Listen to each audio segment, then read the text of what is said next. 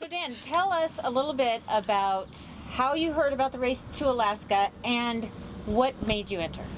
Well, yeah, first of all, Alaska's us. It is. I'm an Alaskan, and we've traveled to Alaska all our lives. And so we heard about the race. It came through just kind of internet channels. One of our former crew members was heading up part of the organization. Tell us about the boat.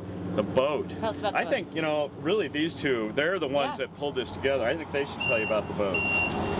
Well, this is a Farrier 25C. It's 26 feet long, and we purchased it down in California, drove it up to Washington, and that was in February, so we've been working on it for several months now and getting it ready to go. What are some of the things that you've had to do to the boat to get it ready for the race? We've done a lot of rigging stuff. We've also gotten a new paint job done, and we're not allowed to use any gas-powered engines for the race, so we've had to come up with a foot pedal power propulsion system for it, and in the end we've gone with the Hobie Mirage drive system that will be hanging off the back of the boat with two of us paddling. Paddling? You mean pedaling? Pedaling. So you're pedaling and it's moving you forward. That is correct. We'll be facing aft, pedaling, while the third person will be steering with the tiller. And it's not a prop. It's like 2 feet that go like this. So what's the race course and how long is it and how long is it going to take? Tell me a little bit about what that looks like. Well, I'll hit on that one a little bit. The race basically starts in Port Townsend and then restarts again in Victoria. The portion between Port Townsend and Victoria is kind of a trial period. You have 12 hours to make it. If you don't, you're out. And it restarts in Victoria, and then it's up the Inside Passage, and the glorious Inside Passage. And we've got, 2 checkpoints, one at Campbell River and Bella Bella.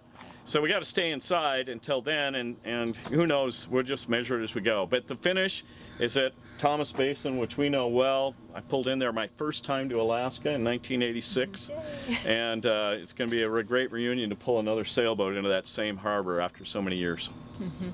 And how many miles and how long do you think it's going to take? Do you have any idea? Oh, that's a good question. I mean, it's 750 statute miles from Port Townsend.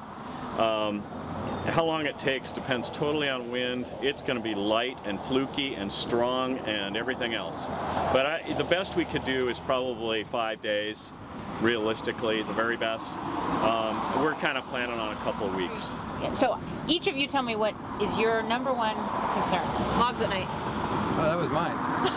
Oh, logs at night. All three Logs of us. at night. I was just counting. I've got 103, I think it is, Inside Passage trips.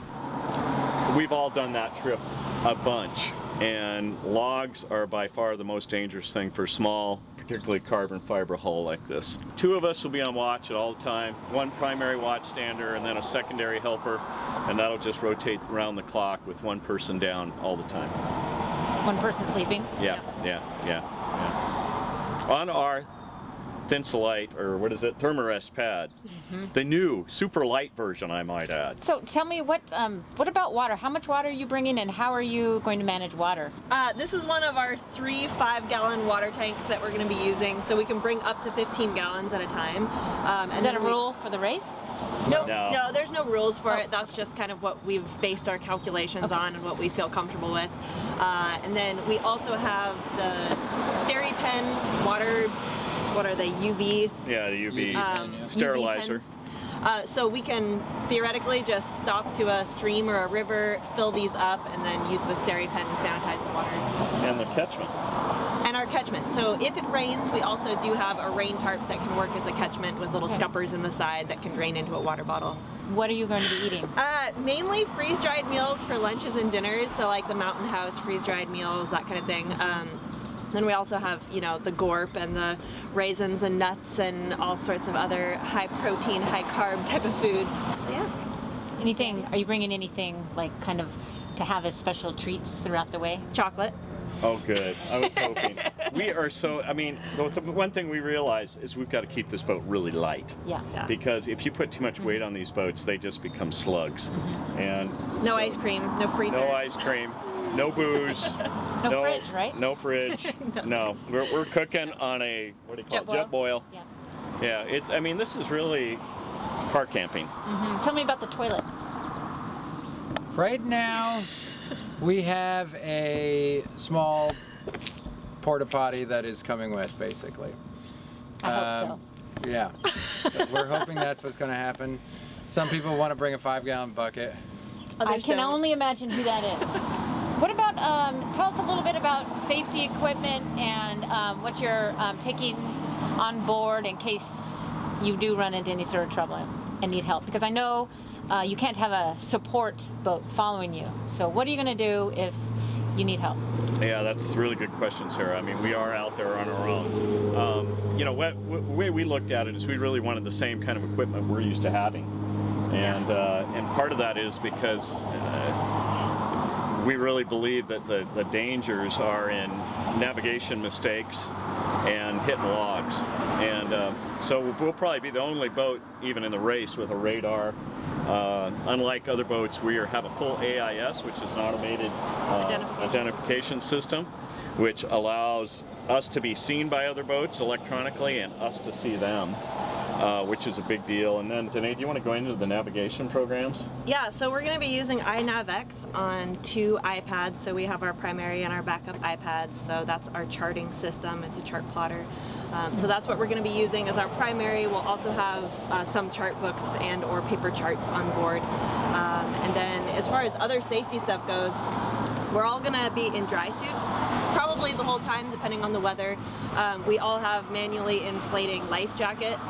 We also have safety tethers that we're going to be wearing, so we're always going to be attached to the vessel. And then on top of that, we have a pretty extensive medical kit, a damage control kit for if we do hit something and we're taking on water. We have our EPIRB, that is an emergency radio indicating beacon. Yeah.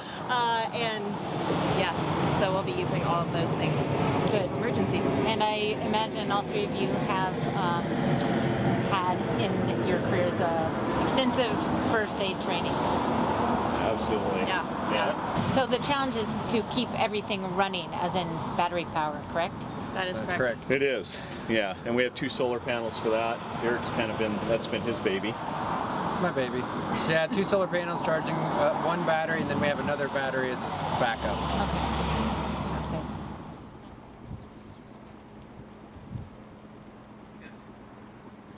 See you in Ketchikan.